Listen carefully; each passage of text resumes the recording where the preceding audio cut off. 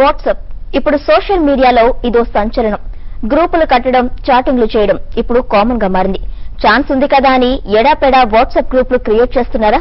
WhatsApp group administrator గా ఉండటం ఒక హోదాగా ఫీల్ అవుతున్నారా? అయితే జాగ్రత్త. గ్రూప్ మెంబర్స్ చేసే పోస్టులకు మీరు బాధ్యత వహించాల్సి వస్తుంది. కుదిరితే మీ చేతికే బేడీలు పడొచ్చు.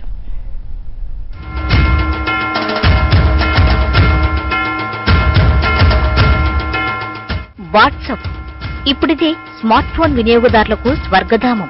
సమాచారాన్ని పంచుకోవాలన్నా, ఫోటోలు వీడియోలు పంపుకోవాలన్నా ఈ మాధ్యమం చాలా ఉపయోగపడుతుంది. గ్రూపులుగా ఏర్పడితే సందడే సందడి. అయితే ప్రతిదానికి ఒక హద్దుంటుంది. ఛాన్స్ ఉంది కదా అని గ్రూపులు క్రియేట్ చేసి వాటికి అడ్మిన్ గా ఉండే వారికి చిక్కులు పెరుగుతున్నాయి. గ్రూప్ లో ఎవరు పుకార్లు సృష్టించినా, అభ్యంతరకరమైన మెసేజ్లు పెట్టినా అడ్మినిస్ట్రేటరే బాధ్యుడు.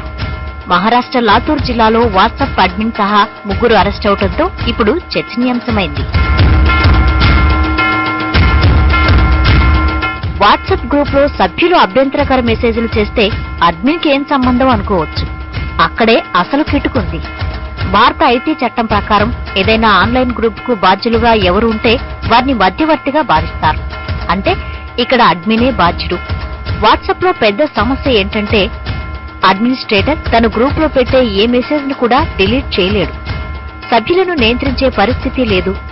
కేవలం జనాన్ని గ్రూప్ లో చేర్చుకోవటం, తొలగించడం తప్ప జరిగిన నష్టాన్ని నివారించలేడు. ఐటీ చట్టం 2000 సంవత్సరంలో రూపొందించారు. 2008లో మార్పులు చేశారు. 2009లో వాట్సాప్ మొదలైంది. అంటే ఈ కమ్యూనికేషన్ గ్యాప్ అన్ని వేళ్లను అడ్మిన్ వైపే చూపుతున్నాయి. మెసేజ్ ను ఎవరు సృష్టించారో తెలుసుకునే అవకాశం లేదు. కేవలం దాన్ని వ్యాప్తి చేసేవారిని గుర్తుపట్టడం సులువు. ఇదే మన దర్యాప్తులో ఉన్న లూప్ హోల్. మరోవైపు మెసేజ్ ఎక్కడి నుంచి వచ్చిందన్నది కాదు, ఎవరు పోస్ట్ చేశారన్నదే దర్యాప్తు సమయంలో పోలీసులు చూస్తారు. ఎవరో పంపితే ఫార్వర్డ్ చేశానంతే అని సింపుల్ గా చెప్పడానికి వీల్లేదు. ఎటు తిరిగి వాట్సాప్ గ్రూప్ అంతటికీ హెడ్ గా ఉండే అడ్మిన్ కే కష్టాలుంటాయన్నది వాస్తవం. ఈ మధ్య కాలంలో ఎవరు పడితే వాళ్ళు వెబ్సైట్ వాట్సాప్ గ్రూప్ క్రియేట్ చేస్తున్నారు. వన్స్ గ్రూప్ క్రియేట్ చేసిన తర్వాత అటు అడ్మిన్ దాంట్లో మెంబర్స్ ఉన్న ప్రతి ఒక్కళ్ళు కొన్ని జాగ్రత్తలు తీసుకోకపోతే కనుక ఖచ్చితంగా పోలీస్ కేసుని ఫేస్ చేయాల్సిన పరిస్థితి ఏర్పడుతుంది. ఈ మధ్య కాలంలో మనకి ఇండియాలో వచ్చేటప్పటికి 3 to 4 కేసెస్ ఈ నేపథ్యంలో జరగడం జరిగింది. అరెస్టులు, పోలీసుల విచారణ నుంచి తప్పించుకోవాలంటే వాట్సాప్ అడ్మిన్ ముందుగానే సభ్యులకు కొన్ని జాగ్రత్తలు చెప్తే బెటర్. చట్ట వ్యతిరేకమైన, జాతి భద్రతకు ప్రమాదకరమైన, ఐటీ చట్టాలను ఉల్లంఘించే అభ్యంతరకరమైన పోస్టులను పెట్టొద్దని ముందుగానే చెప్పాలి. ప్రతి ఒక్కరికి ఈ విషయం తెలిసేలా చెప్పాల్సిన బాధ్యత అడ్మిన్దే. ఎవరైనా సభ్యులు పరిధి దాటి ప్రవర్తిస్తే ఆ విషయాన్ని పోలీసులకు చెప్పాలి. లేదంటే అడ్మిన్ చేతికి బేడీలు తప్పవు. గ్రూప్ లో మీ ప్రమేయం ఇష్టం లేకుండా ఒక అడ్మిన్ మిమ్మల్ని కూడా అడ్మినిస్ట్రేటర్ గా మారిస్తే ఆ గ్రూప్ నుంచి బయటపడడమే ఉత్తమం అంటున్నారు నిపుణులు.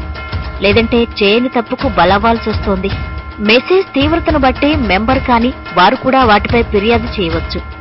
విదేశీయులపైన చర్యలు తీసుకునేలా చట్టాలున్నాయి. సో వన్స్ వాట్సాప్ గ్రూప్ లో వచ్చేటప్పటికే అబ్జెక్షనబుల్ కంటెంట్, అది పోర్నోగ్రఫీ కావచ్చు, లేకపోతే కనుక వేరే వాళ్ళని దూషించే విధంగా, అంటే పొలిటీషియన్స్ కావచ్చు, లేకపోతే పబ్లిక్ ఫిగర్స్ కావచ్చు, దూషించే విధమైన పోస్టులు షేర్ చేసుకోకూడదు.